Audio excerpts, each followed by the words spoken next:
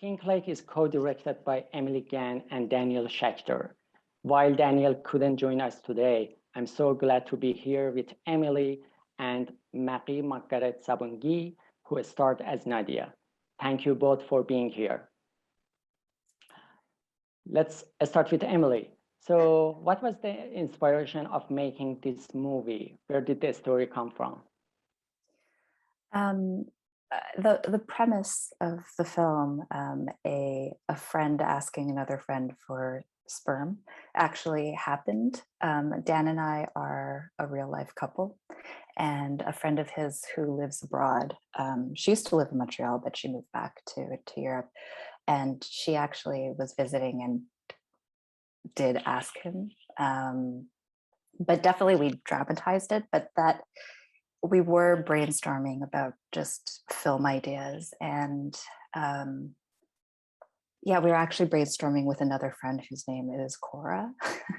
And so the story kind of all came together when talking about this. At that point, it was an anecdote of like a friend asking Dan if yeah, so it came from that, and then it just, we wanted to make a film. And yeah, that's sort of the inspiration of it, from real life events in some ways, but it's not autobiographical at all. Yeah, I know you dramatized your personal life, but I mean, having children versus not having children, it seems that it plays a lot in your personal life. Is that correct? Yeah, and especially it seems that it's really important for you that actually you concerned about it and you bring it to life in an artistic version. I kind of wish that we went even deeper in that theme sometimes, just sort of like the wishing that there was the luxury of just pressing play on the record on the camera and just having people talk about it, and having the discussions, even because it was all written, but yeah, having room for the improvisation and discussion of something that is talked about a lot would have been interesting too, I think. But it definitely, it's still an ongoing discussion, having or not having children. Yeah, there's been, in the last like week, I've gotten 3 beautiful newborn baby photos from friends, because there's so many babies coming out this month and coming soon too in the following month. So I think it's just in my generation of friends, and yeah, very much a part of real life, that theme of talking about having or not having kids. Great, amazing. So, Marie, Danielle told me that you got pregnant in vitro just after the production. So, what was it planned before the production, or Pink Lake, and especially in particular, Nadia, impacted your decision in your personal life? Interesting. I think there was a little bit of the reverse, actually, that I brought some of my personal experience to maybe playing Nadia. In real life, my situation is quite different from Nadia's. I'm with a partner that I've been with for 10 years, and he and I had been trying to have kids and weren't able to. And I think that that's something that's quite common and isn't talked about either. And here's a little bit of movie trivia. We had started doing IVF actually before we had started filming Pink Lake, and had done our first cycle of trying and implanting, and actually had learned that it hadn't worked the day before we started shooting Pink Lake. So I think I brought some of that very real sadness and just the thought of not being able to have kids. Like, I think that colored a lot of my portrayal of Nadia's own reflections of wanting kids and why she might want kids, because I was living a a similar emotional situation, if not logistical situation as the character. Mhm. Great, amazing. And did you know each other before that? I mean, if Emily picked you just because of your personal experiences as Nadia, or it was That's just, a question I for mean, Emily, maybe.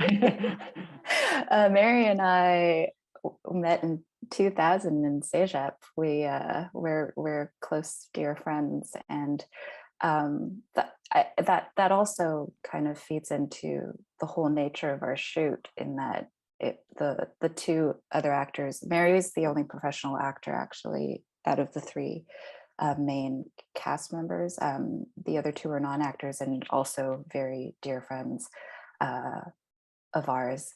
And yeah, it's we've known each other for a long time. Though the IVF treatment, I forget when I knew you guys were doing it. We were talking about it, but I didn't know that you were getting your answer like the day before the shoot. Yeah, And plus we were like inundated with like just getting pre-production going, and the shoot was out in Gatineau, so it's about a 2-hour drive from where we are in Montreal. So it was a lot of back and forth. So it was middle of winter. Yeah, there were a lot of emotions going around on all different scales. I can imagine. So, Emily, your film is multi-layered, and like our real lives, actually, uh, there are several layers that on the surface it looks very simple, but when we go deeper, it becomes more complicated, and each character has a lot to offer. There is no wrong or right. So, for example, Cora's character is very meditative, and her talents for poetry, her relationship with the nature is in contrast, exact contrast with Sam, who is kind of materialism. So, and he's dealing with loans, money, and he has some lines for himself that he can't cross, or he tries his best not to cross these lines. And Nadia is somewhere in between. I mean, she has some kind of relationship with the nature, but not as strong as Cora's. And somehow she prefers to follow the paths that we are saying that we should take those paths. And I'm wondering how you created each character. Because Wow. I mean, while all of them are different, there is a balance between them, and each of them, none of them is perfect. None of us are perfect, and we are living in a great shade area. So, and each of us are completing each other. Each of us are contributing to each other. So, how could you create these character? Wow. Thank you for those descriptions, because I just there's a few things that you touched on. First is the poetry, and I want to just acknowledge the poetry by Rue Borson, who is a Toronto-based poet, and I still haven't met her in person, but we were just so lucky that we found her number and picked up the phone, because I love her poetry. And so that definitely brought that extra layer to the Cora character. And then I feel like what you're touching upon is something that I actually felt that we weren't able to include in the movie, but it was the theme of kind of this collective work or collectiveness or communal kind of building of family or connecting to each other, was we wanted to really play with the metaphor of mycelium and trees being connected under the ground, like through the root systems. Though it was a winter film, so it was kind of difficult to show like fungi and all that stuff. That we did do a mushroom scene, but we wanted to touch on that aspect of everybody being interconnected and helping each other out. And when it comes to the three different characters, yes, I think it also just comes through the individuals that we were working with and the actors. And working with two non-actors, we had to harness what they were as themselves, but also how they could act as a different character.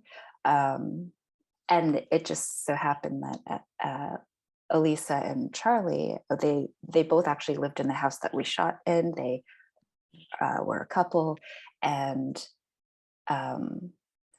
each individual, each actor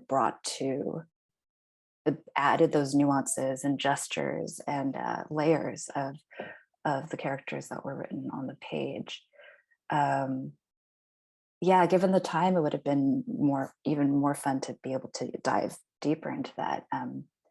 I'm curious too what Mary might like when it comes to the work, because I saw you sometimes just like writing out your dialogue and just like kind of like, you know, as you're memorizing stuff and just going through it and knowing that you were really trying to inhabit the words and bring Nadia to life, basically. And yeah, like some of it too, because we were like concerned about like wardrobe or makeup or like dealing with the next day's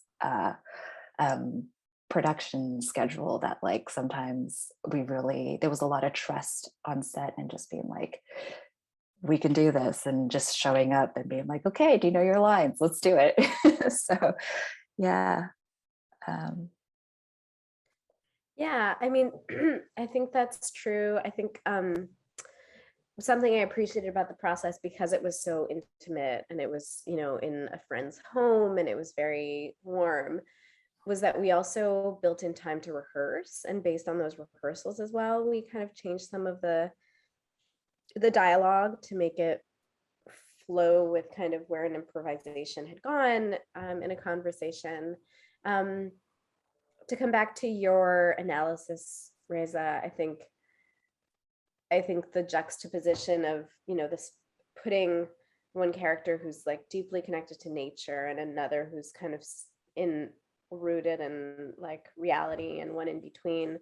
I think that's a really apt analysis. And I think we, in those improvisations, sort of thought about that in thinking about our characters and our relationship as well, to coming back to the like main theme of like fertility and why someone would want or not want to have a child. And some of those reasons are practical and driven by society and the real world, and some are like deeply natural. And I think Cora's reasons for not wanting a child are like quite deeply rooted in her connection with nature, whereas Nadia's is somewhere in between, is like wanting legacy, wanting like concretely to take care of a human, but also about that like natural bond that doesn't exist in any other relationship and dynamic, maybe. Well, yeah, it's biological, that kind of feeling. So Marie, with your current experience as a mom, so if you were able to go back to the production, I mean, what would you add to the character of Nadia? That's a good question. I mean, we did do some reshoots at that point, and the big reveal is I have a 1.5-year-old child, so the next round of IVF worked. And we did some reshoots when I was, I don't know, 4 or 5 months pregnant. So if you look closely, you might see some changes. But they did a good job of hiding that. I don't know what I might bring. That's different. I think in rewatching it after having had a child, I could like see some of the raw emotions of that journey.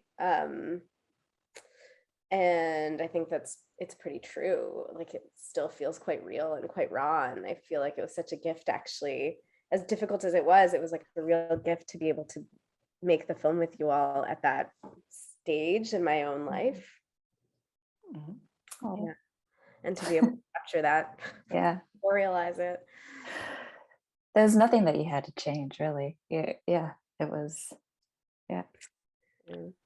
Emily, what I really appreciate about your film is that your film is criticizing and reassessing the human beings' relationship with each other. I mean, as a couple, as a friend, as a mother, as a father, and you are going to uh, give us a new point of view to see the family. So, and I'm wondering, I mean, there are all a lot of there are a lot of self-made contracts, moral contracts that human beings for centuries, for years, limited themselves to shape their families, their friendships, their relationships with each other. So, how would you see the future of the form of our families? Oh, I don't know. Do you Yeah. think do you think we are going the same path that we have had in the past, or we are going to make some necessary changes? I live in such a bubble that like I feel like maybe among the people that I know and my friends, like there's a certain steer away from what we would call the nuclear family, perhaps, but there is still the coupling off of people and the building of families that are more than just yeah, like a family with kids. And but like yeah, the just from friends and stuff, I have a few friends who have gone the surrogate route and they co-parent with like another parent, or there's it's but yeah, I we would probably need like a cultural expert to kind of go into the future of where it is. But I think more and more people are aware that there are alternative ways of living, and also it depends. I have a huge family in Malaysia, and it's so communal, and sort of like it takes a village to uh, to raise a child. It's funny because they use that same analogy in filmmaking. They're always like, it takes a village, you know, but it's nice to see friends who are raising their kids right now who are really steeped in community and generations, you know, not necessarily under one roof as I see in like my family and abroad, but there's I see tight-knit families here too, where it's more than just the kind of nuclear setup that I actually grew up with in Montreal. But that's the best I can do in trying to see into the future. Thank you. And Marie, would you like to add more, or do you have? No, I mean, I think Emily's right in that I think we might be in a bubble where we see these increasing trends, but it's hard to comment on global society. I think different places are in different places in this experience. But yeah, I mean, I like Emily said, in my world, I know people who've had very non-traditional paths to building a family and are quite happy in that, and aren't the people that you would expect. They're like, you know, CEOs of companies and in their later 40s, and have shared parenting with a surrogate, and it works really well and really harmoniously. And I find that really hopeful. It's this way of integrating like high tech, this process that feels like so high tech and so unnatural, with this really like natural desire to just nurture a being, and with this like traditional, like a return to like traditional communal parenting, like Emily was saying. So actually it's like it's a really interesting new frontier of raising new humans in the world, that I find exciting. But I could like, yeah, I don't know if it'll happen globally, So, but so what should we do with our current self-made contracts? Do we have to make some changes to those contracts that we accepted right now? For example, we accepted that a family contains of, there should be a kind of, just many years ago, in countries like Canada, or even now in many countries around the world, having a baby, having a child out of marriage was something very illegal. So it wasn't accepted by the community. So what should we do with those those man-made contracts? Oh, I wish I could answer that. I mean, it's hard to say, and it's hard to judge other people's decisions. I mean, I think what my experience has taught me is that some of those more traditional social rules are about some other fundamental truths that you can like follow and achieve without having to go by these strict rules, right? Like the nuclear like if we're going to unpack some of these specific rules, like the nuclear family with a mother and a father, like I don't think we have to follow those strict rules. And I would, I would celebrate us thinking more extensively about that. I think that the fundamental truth that that rule was like born to fulfill is that like it takes more than one person to raise a child. And the child needs love, and the child needs structure and boundaries, and like to be provided for. And there are lots and lots and lots of ways to do that, to like love a child, to make them feel attached and secure and happy. So amazing, good points. And Emily, would you like to add something? No, I think Mary said it all. Okay, perfect. So, Emily, food plays a significant role in your film, and there are several dining scenes that after each scene, something important happens or an important decision made after that. For example, the dining scene with the friends and the neighbors, or the last dining scene in the film that Nadia cooked for, Cora and Sam. So could you please tell us more about those scenes and the role of food, and because so many shots and so many scenes actually happen in the kitchen, and I'm wondering to know more about. Definitely. I think I remember when kind of writing about it, it's sort of like, well, we all have to eat at a certain point, and it ties in with the nurturing aspect and taking care of each other, and where people gather to share food, to break bread together, and feed each other. And it's also, when it comes to a film like what do people do when they get together? Excuse me. And it happens to be, when we gather around and have a meal. And even the dinner scene party, it was fun to do that, to like add more voices and to have a discussion around food.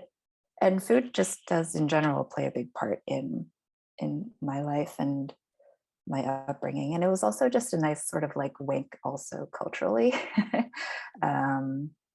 The food that was served, like there was fattoush and what else did we make? Falafel. And it brought extra textures that I always liked, and was a way to, the kitchen is just like the hearth, it's where the warmth is, it's where there's fire and all the elements kind of all coming together.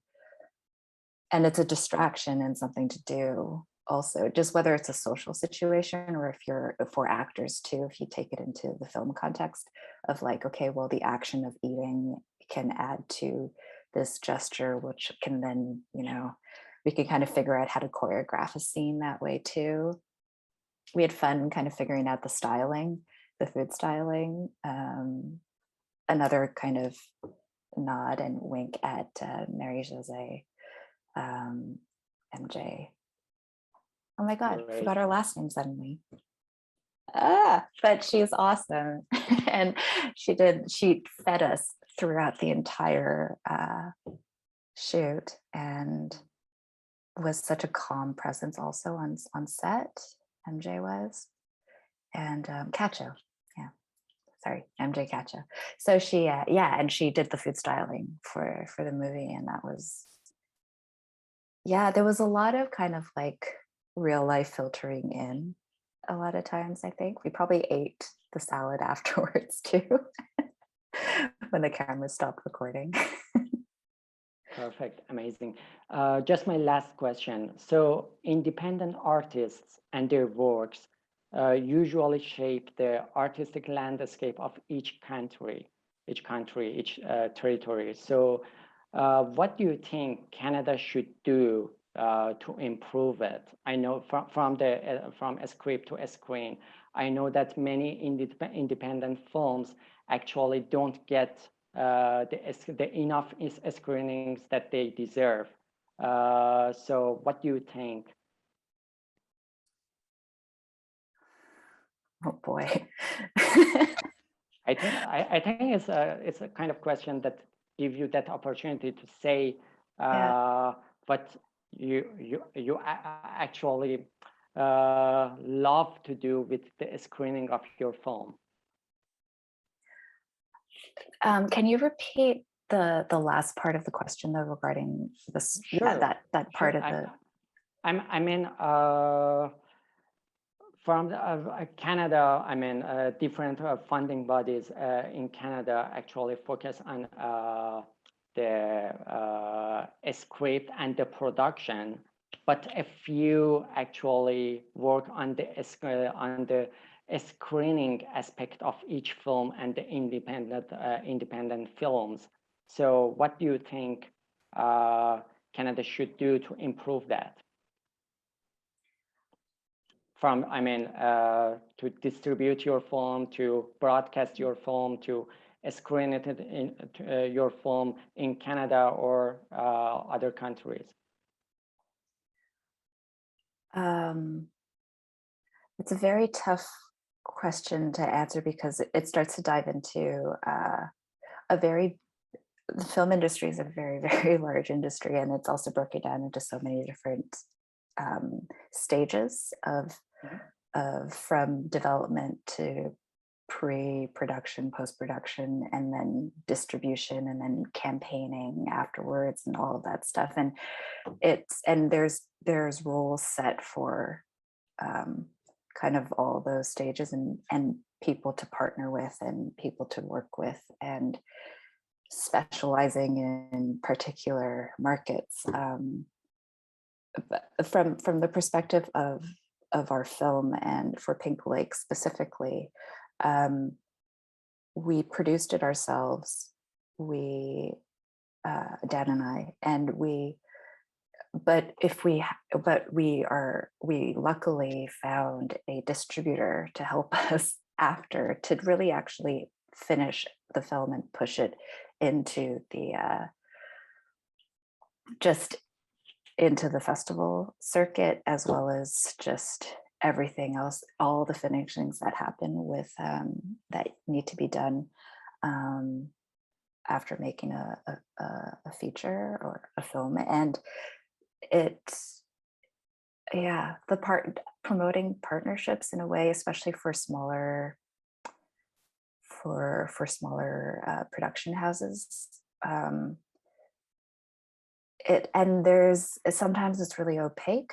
Try to kind of like sift through, like, first of all, just being eligible for certain things was just trying to figure out, like, okay, how do we get there with what we've done in the past? And that's another reason why we kind of sped through. Like, we wanted to make the film, we wanted to get it done so that we can move on, and we could kind of like step into the game.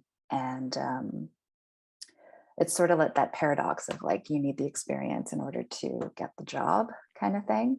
And if you don't have a film, I don't know if I'm fully answering your question. I'm just sort of like going from this personal experience of just trying to figure out how to navigate through a very established industry. And in Canada too, with all of the public funding, we're extremely lucky. And these days I feel extremely lucky to be eligible for many of the different funding bodies that are out there. But then I also have a lot of friends who are not, just, but there's so many different reasons, and they're just as deserving and just as qualified to have and get the support. But to find that recognition and to find those outlets, it's not always obvious.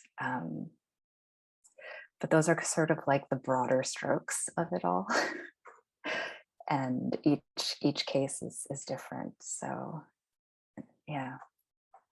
Thank you, amazing. So is there anything else that I didn't ask, or any thank you that each of you would like to say to your colleagues, to your team, or whatever?